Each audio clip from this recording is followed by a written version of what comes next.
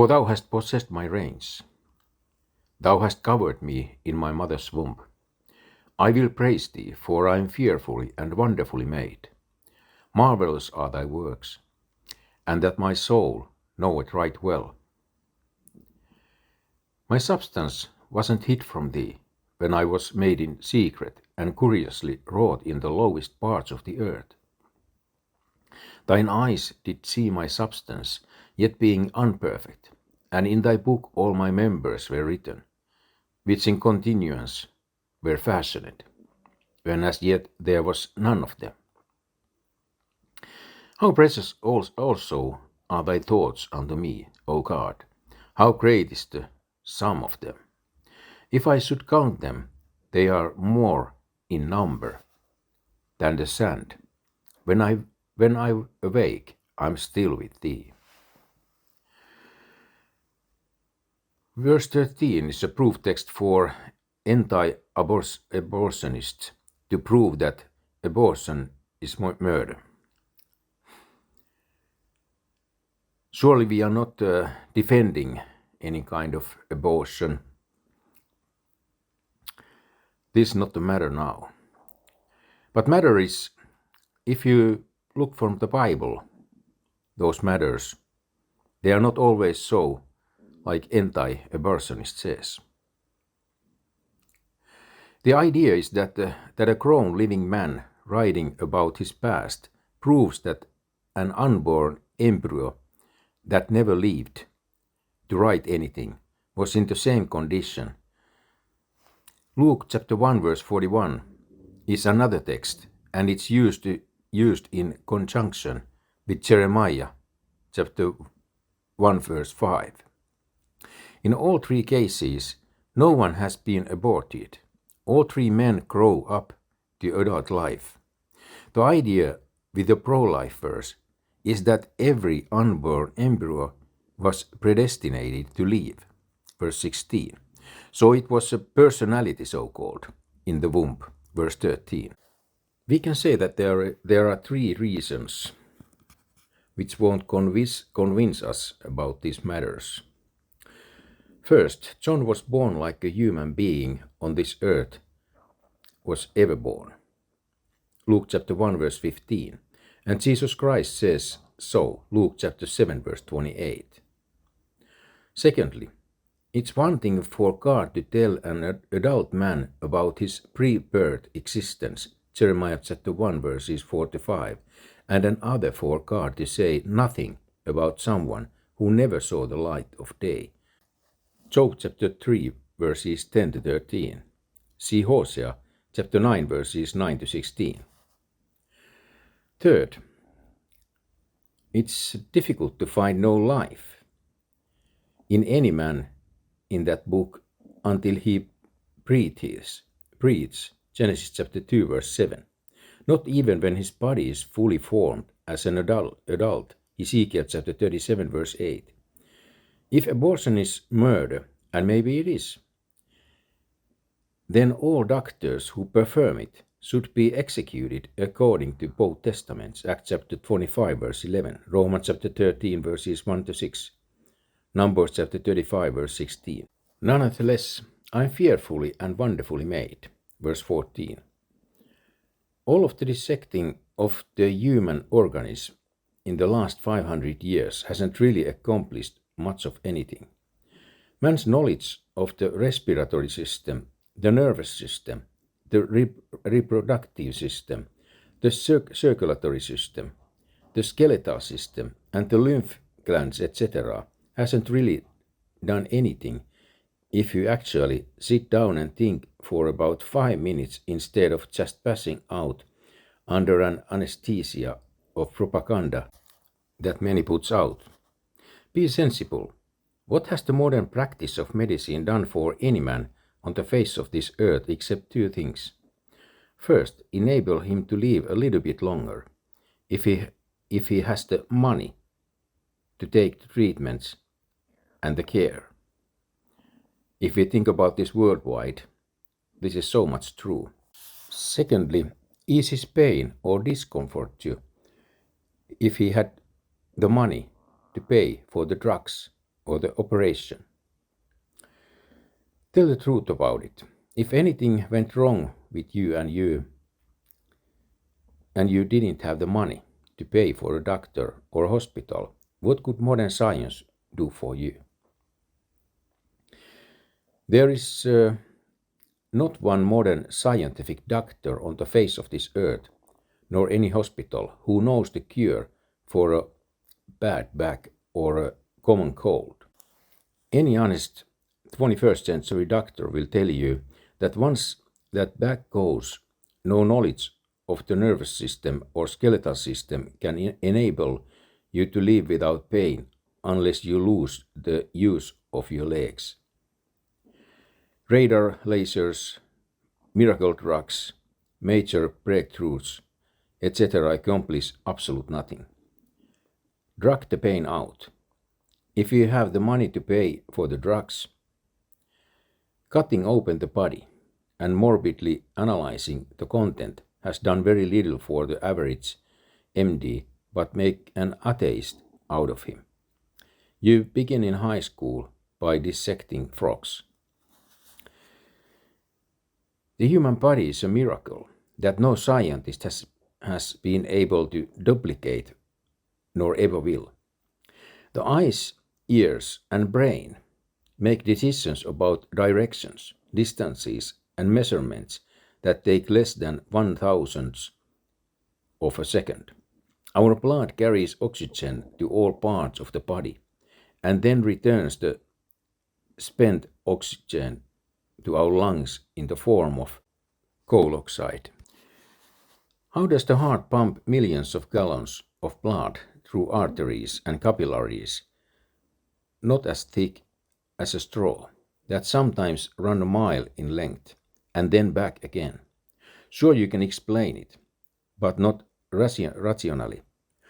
All you can do is observe it, note it, document it, give tradesmen names to what you are looking at, and then pretend that you understand it because you can manipulate it. But it hasn't been explained one time since Eve messed up her circulatory system. See Genesis chapter 3 verses 4 to 5. If you could really explain it, you could duplicate it. When man says there is a natural explanation for everything, what he means is we have assigned names to everything we don't understand so that we can cite these names as an explanation. There are something like 2000 nerve endings in each square inch of the skin in our bodies, each one connected to some area in the brain. Now that you know that and can explain it, let's see you manufacture a live nerve to replace a dead one. You can't do it. Modern science is just as helpless before such a simple problem as witch doctor in Nigeria in 3000 before Christ. Our bodies are coated with skin that lets out salts and water as perspiration, but keeps water out through the same pores. No robot man ever created could approximate a human body in 1,000 details. Hit the robot on his left big toe and see how long it takes the toe to signal the pain to the brain, and then for the brain to tell the eyes to look down at where this toe was hit.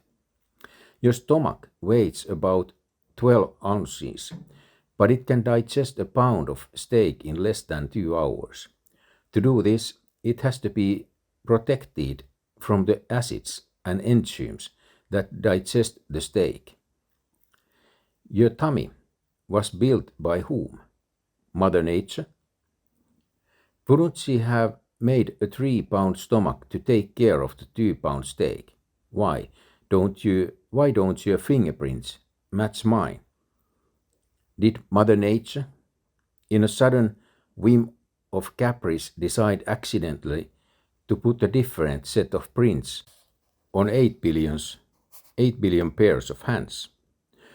What would be the purpose in this? Talk about superfluous extravagance. Don't ever ask Mother Nature to budget your income. You would be bankrupt in a week.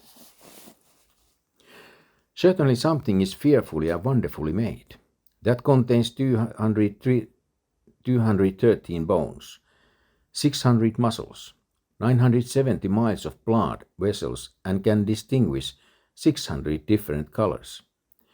The engine, so-called, beats 36,709,000 times a year and pumps 4,000 tons of liquid.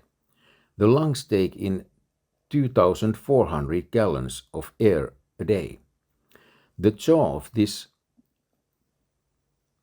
little animal has 40 pounds of pressure, and the thoughts around 10 million nerves, which can be harp strings for the angels to play on the tom-toms for the devil to beat on. What comes to verse 15?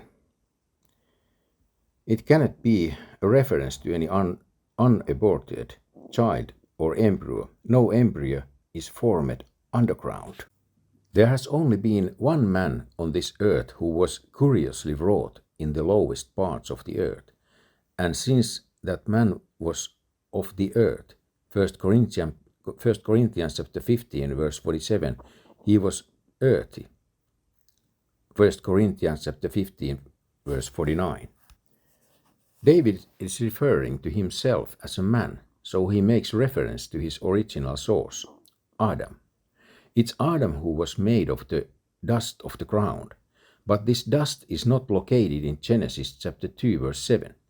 We are told that dust was the foundation for a body made of clay, Job chapter 4 verse 19. Dust can be wet because it can come in clothes. See Job chapter 7 verse 5. Note clodhopper.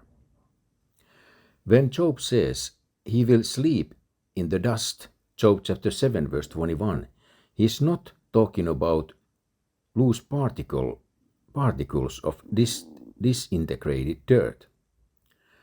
Dust can be clay. See Job chapter 10 verse 9. In one case the dust is associated directly with the lowest parts of the earth, for it's likened to the bars of the pit, Job chapter 17 verse 16. All of the Alexandrians ignored the oldest book in the Bible, the one written before Moses wrote the Genesis account of Adam. Again in Psalm chapter 30 verse 9, the pit is mentioned with the dust. There is dust on the mountains and in the atmosphere, Proverbs chapter 8 verse 26.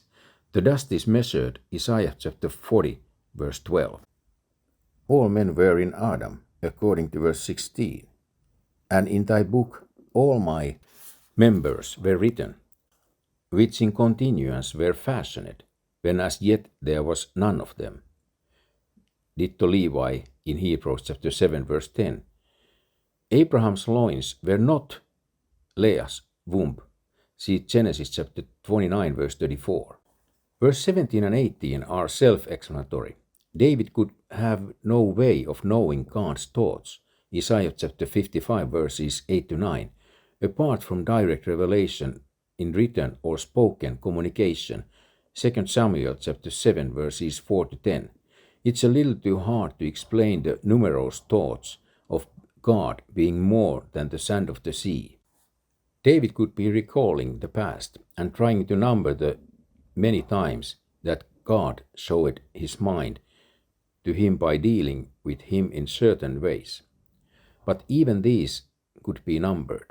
Literally it means that no man could count the thoughts that God thinks, Isaiah chapter 55 verses 8 to 9, Romans chapter 11 verse 34, even if they are precious to him. When I awake, I am still with thee, verse 18. Of course, David he couldn't be anywhere else, and neither could anyone else, verse 7. The meaning must be that he is with God in the sense that he is still thinking about him, and his mind is still on God's thoughts. Surely thou wilt slay the wicked, O God, depart from me, therefore, ye bloody men. For they speak against thee wickedly, and thine enemies take thy name in vain. Do not I hate them, O Lord, that hate thee, and am not I grieved with those that rise up against thee? I hate them with perfect hatred, I count them mine enemies. Search me, O God, and know my heart, try me, and know my thoughts, and see if there be any wicked way in me, and lead me in the way everlasting. Verse 19 and 20 are clear. These are direct tribulation references in both of them, as we have seen from Psalm 109 and 101 verse 7. Cursing is taking God's name in vain, verse 20. Note again that spiritual man who thinks like a Christian is a good hater, verse 21. Jamieson, Faustin and Brown, Bible commentators, say it right.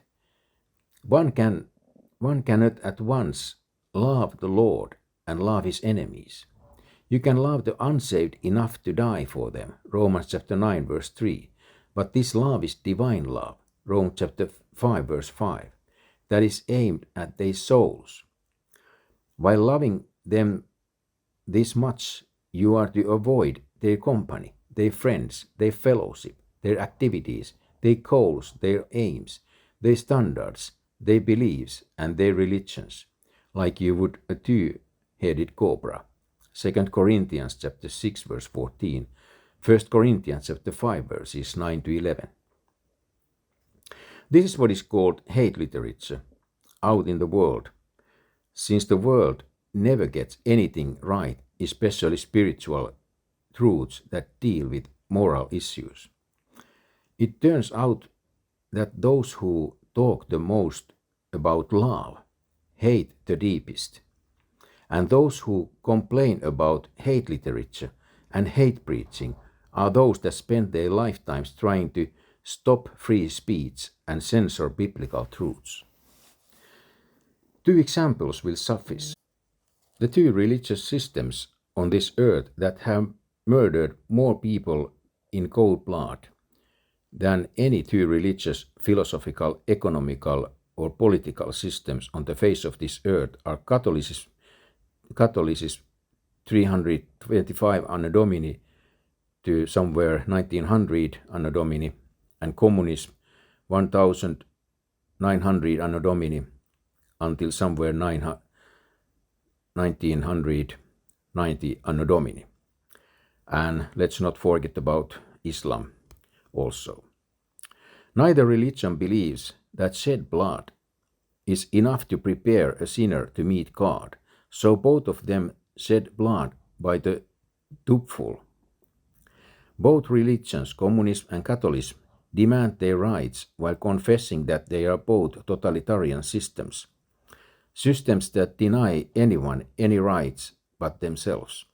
Both systems profess to be helping out their fellow man and making the world a better place to live in, while slaughtering more than 40 million of its inhabitants. They are the people in America who accuse Bible-believing preachers of preaching hate and spreading hate literature. The hypocrites didn't all die out with Judas. Perfect hatred, verse 22, is hatred that is, first, based on what God says a man should hate, based on the things that God hates, Proverbs chapter 6, verse 16 and 17, for example, without personal resentment or personal insults or injury. Fourth, objective and complete, without any intention of coming to terms with the thing hated. Search me, O God, verse 23. He searches all hearts, Jeremiah chapter 17, verse 10. Try me and know my thoughts. He will and he does, Psalm chapter 11, verse 4. 1 Corinthians chapter 3, verse 13. David is merely submitting to it voluntarily, as in Psalm chapter 26, verse 2. He honestly wants to know himself, and the best way to self-knowledge is not to follow some blockheaded nincompoop who says, to thine own self be true, and thou canst not be false to any man. Lee Oswald was true to himself, and so were Jim Jones and Adolf Hitler. If you are true to yourself, you will eventually give in to every fleshly craving that pops up from your fleshly nature. The way to self-knowledge is for God to put you through the ringer, so you can see what you actually do in a given set of circumstances. Hebrews chapter 5 verse 14. At this point, David is pretty sure that his thoughts, verse 23, are right. So he doesn't mind the house-to-house search. He certainly wouldn't have prayed this prayer from the time that Bathsheba took her bath to the time that Nathan socked it to him. A wicked way was found in David, and more than one at that, but God led him in the way of everlasting life, just the same, so the prayer was answered.